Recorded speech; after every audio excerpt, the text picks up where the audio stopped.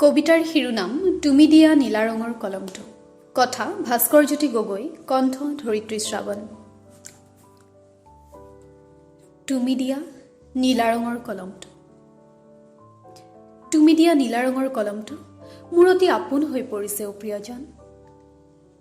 তুমি মৰমতে দিয়া কলমটো মই অতি যতনেৰে অতি হেঁপাহেৰে সজাই থৈছোঁ মোৰ পঢ়া টেবুলৰ পিন বক্সত। তুমি দিয়া নীলা ৰঙৰ কলমটো তোমাৰ দৰে অতি আপোন হৈ পৰিছে মোৰ বাবে। কেতিয়াবা মনত ফাগুনৰ পচোৱা বেছিকৈ লাগিলে পিন বক্সৰ পৰা আনি কলমটোৰে সৈতে তোমাৰেই কথা পাতোঁ। নীৰৱে শোৱা পাতিতে লৈ কলমটোৱে কয়, মোৰ চকুত ভহা সপোনবোৰৰ দৰে তোমাৰ সপোনবোৰো হেনো ৰামধেনুৰ হাতৰঙেৰে পৰিপূৰ্ণ। মোৰ দৰে তোমাৰো হেনো কুলিৰ মাতত অহা বসন্ত অতিকে প্ৰিয়। তুমি আৰু তুমি দিয়া কলমটো মোৰ দুয়োটাই প্ৰিয় জানা।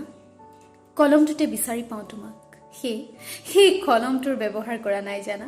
কি জানিবা তুমি দিয়া নীলা মৰমখিনি শেষ হৈ যায় অজানিতে।